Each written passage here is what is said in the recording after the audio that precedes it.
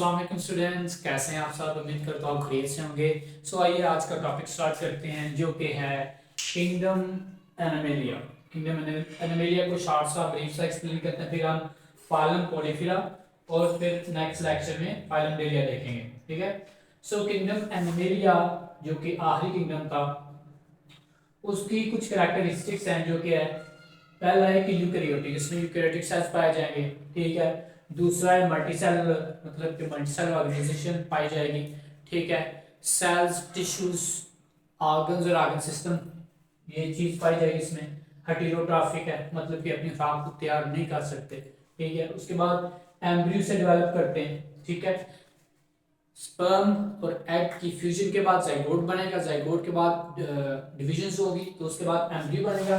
तो एम्ब्रियो से मजीद डेवलपमेंट शुरू होगी। ठीक है। इसकी उसके बाद है इंजेक्ट एंड डाइजेस्ट। ये ऐसे ऑर्गेनिज्म हैं जो खुराक को अपने जिस्म के अंदर लेंगे।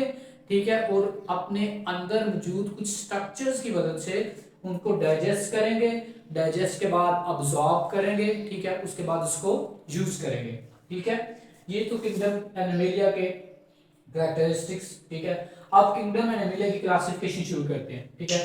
उसका हम फाइलम देखते हैं। किंगडम के बाद नेक्स्ट कैटेगरी फाइलम ही आती है, किंगडम फाइलम। और उसके फाइलम देखते हैं। पहला फाइलम है किंगडम फाइलम पोरीफेरा। बेटा पोरीफेरा का लिटरल मीनिंग देखते हैं। पोरी का मीन्स है पोर्स। ठीक है। और फेरा का मतलब है टू बियर।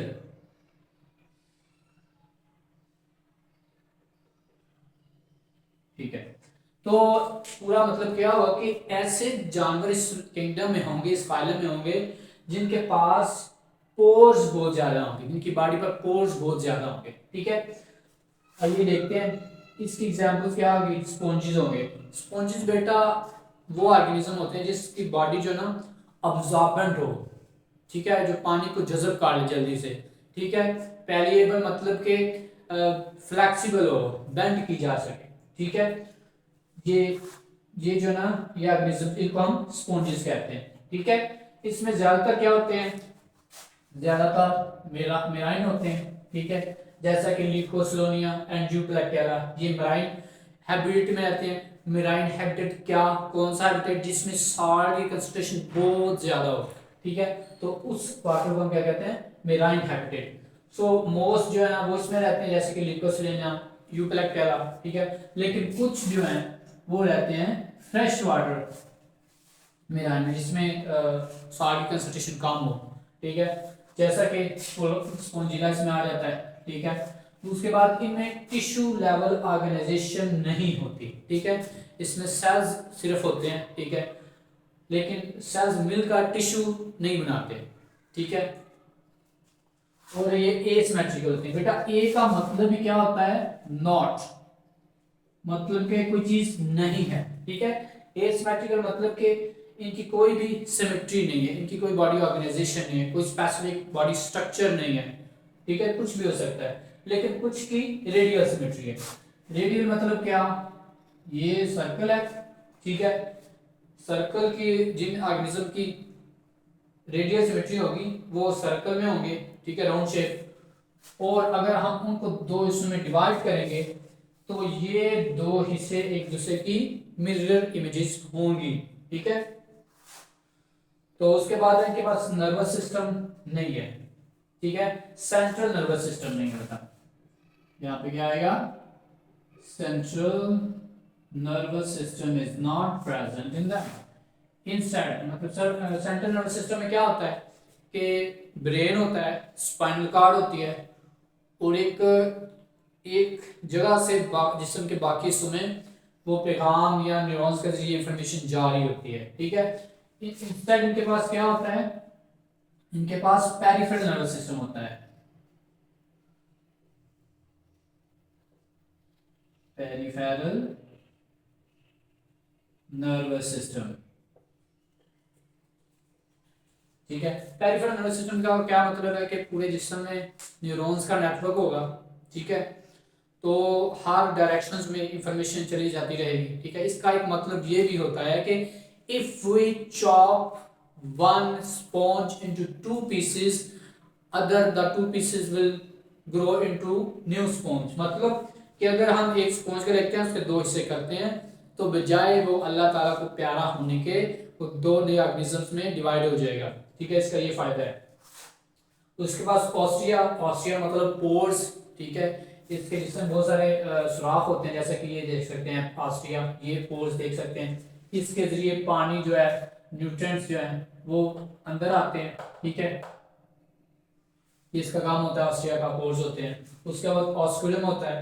ऑस्कुलम क्या होता है, ये आप देख सकते हैं, ये जो सुराख है, इसके इस सुराख को हम ऑस्कुलम कहते हैं। इसके जरिए क्या कहता है कि वेस्ट मटेरियल बॉडी से बाहर चला जाता है। ठीक है, यहाँ से आता है ऑस्ट्रिया के जरिए, फिर ऑस्कुलम के जरिए जिस्म से बाहर निकल जाता है।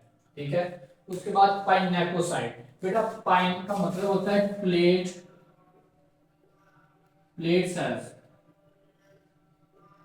प्लेट और साइड्स का मतलब सेल्स। ठीक है, मतलब क्या हुआ कि ये सेल्स जो हैं वो बिल्कुल फ्लैट सेल्स होंगे, बिल्कुल प्लेट लाइक सेल्स होंगे। ठीक है, तो ये देख सकते हैं आप यहाँ पे फिगर में, ये क्या है, पाइनेकोसाइट्स हैं। ठीक है, फर्स्ट लेयर में पाए जाते हैं। ठीक है, आप देख सकते हैं ये कितने फ्लैट हैं और थिन है। ठीक है, उसके बाद क्या है, उसके बाद बेटा है कि मीजोहाइल। बेटा मीजो का मतलब भी मिडल होता है।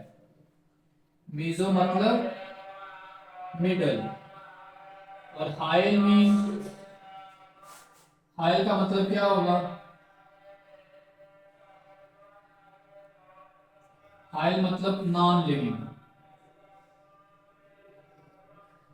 लिविंग मतलब वुड। ठीक है, तो मीजो मतलब मिडल वाली और हाइल मतलब के नॉन लिविंग या वुड स्ट्रक्चर, जिलेटिनस स्ट्रक्चर। ठीक है, ये जेल लाइक होगा, इसमें अमीबाइड सेल्स होंगे। बेटा मीजो हाइल लेयर इटसेल्फ जो है वो नॉन लिविंग लेयर है। ठीक है, इसमें सिर्फ मैट्रिक होगा, मतलब फ्लूइड और वाटर, लेकिन इनके अंदर जो है वो अमीबाइड सेल्स होंगे, जो कि पहली सेल से निकलकर, पहली सेल लेयर से निकलकर दूसरी सेल मेसोहाइल में चले जाएंगे। ठीक है, इनका स्ट्रक्चर क्या होता है कि न्यूट्रिएंट्स को ऑब्जॉर्ब करना, डाइजेस्ट करना, उनके जिस्म के दूसरे हिस्सों को ट्रांसपोर्ट करना। ठीक है, इसके बाद मेसोहाइल आप देख सकते हैं यहाँ पे भी, ये मेसोहाइल थिक है, तो इसमें अमीबाइड सेल्स हैं। ठीक है, ये आप देख सकते हैं। उसके बाद है थर्ड लेयर कॉनोसाइट्स। बेटा कॉनो का मतलब होता है फनल,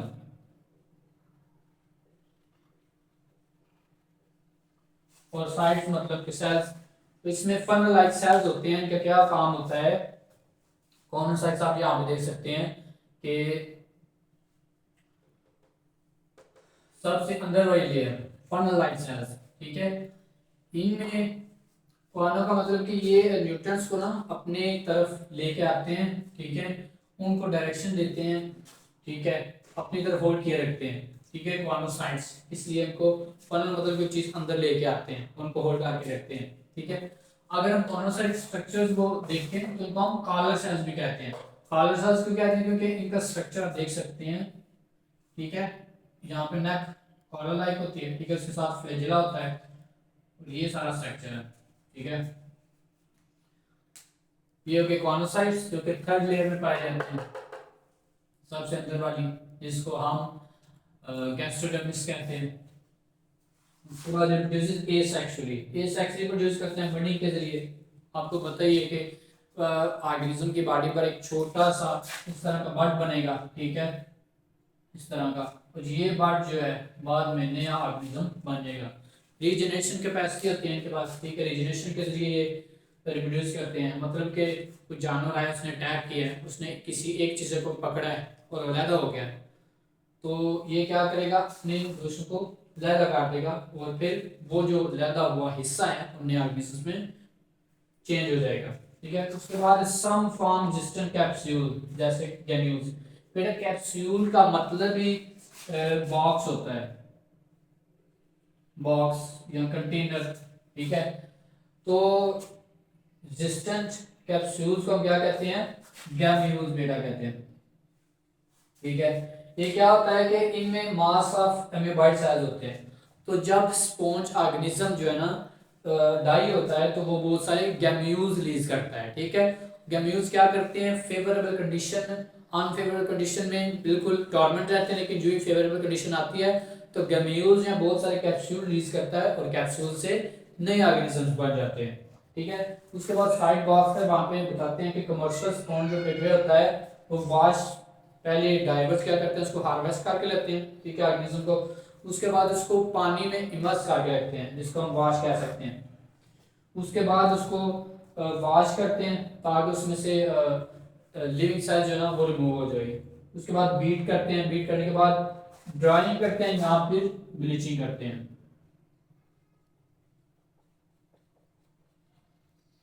ये चीज, ठीक है।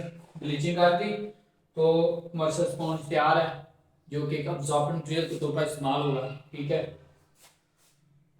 उसके बाद बेटा एक स्ट्रक्चर देख लेते हैं, जो मैंने वैसे एक्सप्लेन कर दिया लेकिन फिर एक बार एक्सप्लेन कर देते हैं। ये फाइलम पोलिफेरा का एक जनरल स्ट्रक्चर बनाया है, जिसमें आप देख सकते हैं कि ये जो कैविटी है ये स्पोंजोसील, सील का बेटा जहाँ पे भी मतलब आएगा वहां पे मतलब होगा कि ये आपको स्पेस है, कोई हॉलो जगह, खोखली जगह, ठीक है। सो सील का मतलब क्या हुआ, कैविटी, ठीक है। स्पोंजा मीन स्पॉन्ज, ठीक है। Absorbent, pliable material which is flexible, bendable, okay. So spongocoel cavity है, ये सारी कैविटी। उसके बाद क्या है, अमीबाइड सेल्स, जो कि कौन सी लेयर में पाए जाते हैं, सेकंड लेयर मेसोहाइल मिडल में, ठीक है। पाइनोसाइट्स जो कि फ्लैट सेल्स है यहाँ पे पाए जाते हैं, ठीक है। उसके कॉर्नोसाइट जो कि थर्ड लेयर में पाए जाते हैं, इसका स्ट्रक्चर देखें तो ये आ जाता है, ठीक है। उसके बाद क्या रह गया, ऑस्कुलम निपटा दिया, ऑस्टिया, फ्लैजेलम, सारे स्ट्रक्चर बन दिए। सो बेटा आज का टॉपिक यही था। नेक्स्ट टॉपिक में हम फाइलम डिप्टेरिया देखेंगे। थैंक यू सो मच, अल्लाह हाफिज़।